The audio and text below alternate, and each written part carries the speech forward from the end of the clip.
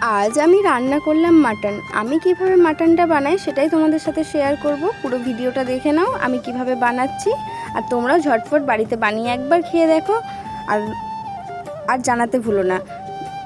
নমস্কার, বাঙালি রান্নাঘরে সকলকে স্বাগত জানাই। বড়দের প্রণাম আর ছোটদের ভালোবাসা জানিয়ে আমার আরও একটি ভিডিওতে সকলকে অনেক ভালোবাসা। সবাই কেমন আছো? আমিও বেশ ভালো আছি। আজ বুধবার, সকাল থেকে রান্নাবান্না শুরু করে দিয়েছি। আজকে বানাবো মাটন। মাটন বানানোর জন্য আমি কী কী উপকরণ নিচ্ছি সেইগুলো দেখে নাও।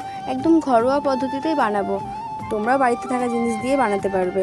দেখো ভালো করে ধুয়ে তারপরে আমি ওপর থেকে পেঁয়াজ কুচি দিয়ে দিলাম, লবণ, কয়েকটা কোয়া রসুন, তারপরে দিয়ে দিলাম লবণ, হলুদ, সর্ষের তেল, তারপরে দিয়ে দিলাম একটা পেস্ট। তার মধ্যে ছিল আদা, রসুন, পেঁয়াজ, শুকনো লঙ্কা, জিরে, টমেটো। সেই সব পেস্টটা আমি এর মধ্যে দিয়ে দিলাম। সেটা আমি মিক্সির জারে পেস্ট করে নিয়েছিলাম। পেস্টটা দিয়ে আমি ভালোভাবে মাংসটাকে একটা চামচের সাহায্যে মাখিয়ে নিচ্ছি। যেহেতু শুকনো লঙ্কা দিয়েছি ওই জন্য হাত দিয়ে মাখাচ্ছি না। তোমরা চাইলে এই সময় টক দই দিয়েও ম্যারিনেট করে রাখতে পারো। এটা আমি বেশ 30 থেকে 40 মিনিট ম্যারিনেট করে রেখে দেবো। তারপরে গ্যাস ধরিয়ে দিয়েছি আর দিয়ে দিলাম বেশ অনেকটা পরিমাণে সর্ষের তেল। আজকে আমি রান্নাটা সর্ষের তেলেই করব। আমি বেশিরভাগ রান্না সর্ষের তেলে করি না, সাদা তেলেই করি। সেটা হয়তো আমার ভিডিওতে দেখতেই পাও। তারপরে অনেকগুলো সাইজের আলু দিয়ে দিলাম। একদম বড় বড় সাইজ করে আলুটাকে কেটেছি। আলুটাকে একটু লাল করে ভেজে তার মধ্যে দিয়ে দিলাম গোটা পেঁয়াজ আর কয়েকটা রসুন। মাংসে কারা পেঁয়াজ বা রসুন বা আলু খেতে ভালোবাসো আমাকে জানাতে ভুলো না। আমাদের বাড়িতে মাংস হলে এইসব দিতেই হয়।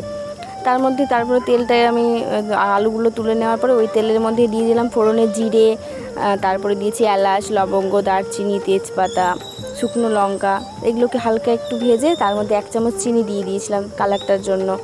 ওইগুলোকে একটু লাল করে ভাজার পরে দিয়ে দিলাম পেঁয়াজটাকে একটু ভাজার পরে দেখতেই পেলে আমি দিয়ে দিলাম 1 চামচ লবণ, যাতে পেঁয়াজটা খুব সুন্দরভাবে নরম হয়ে ভাজা হয়ে যায়। পেঁয়াজটা কিছুক্ষণ ভাজার পরে এবার আমি যে ম্যারিনেট করে মাংসটা রেখেছিলাম সেই মাংসটা এর মধ্যে দিয়ে দিলাম। দেখতেই পাচ্ছ মাংস থেকে কি সুন্দর জল ছাড়ছে, আর তার মধ্যে সেদ্ধ অনেকটাই হয়ে যাচ্ছে। দেখো তার মধ্যে আমি যে চর্বির তেলগুলো পিস ছিল সেগুলো আমি এই সময় তুলে নিলাম, না তো মাংসের মধ্যে কষাতে কষাতে পুরো তেলটাই গলে যাবে। আর আমরা মাংসের মধ্যে একদম চর্বি বা তেল খেতে ভালোবাসি, গলে গেলে ভালো লাগে না। তার মধ্যে কষানোর পরে দিয়ে দিলাম 1 চামচের মতো কাশ্মীরি লঙ্কার গুঁড়ো ঝালের জন্য। আমি এই পুরো রান্নাটাই শুকনো লঙ্কা দিয়ে করছি।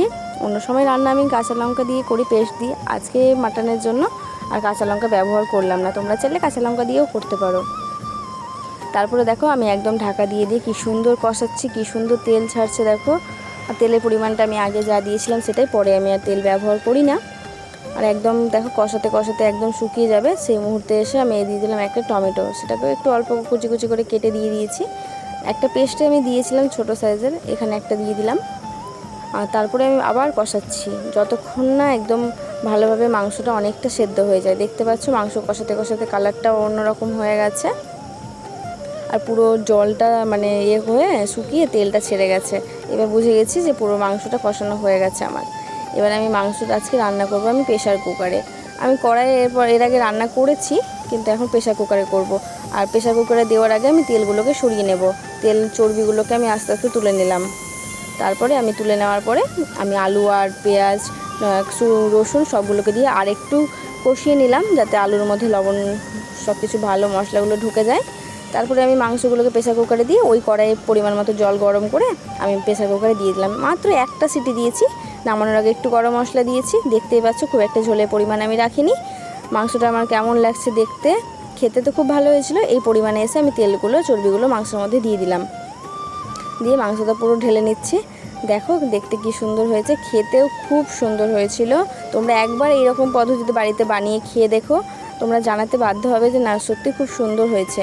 আজকে মাংসের তেলের আর চর্বির পরিমাণটা একটু বেশি ছিল মাংসের তুলনায়। আর আমার মতো কে কে এরকমভাবে বাড়িতে খাসির মাংস রান্না করো সেটা আমাকে জানাতে ভুলো না। সবাই ভালো থেকো, সুস্থ থেকো, সাবধানে থেকো। আর আমার ব্লগটা কেমন লাগলো অবশ্যই কমেন্ট করে জানাবে। সবাইকে ধন্যবাদ আমার এই পুরো ভিডিওটা দেখার জন্য।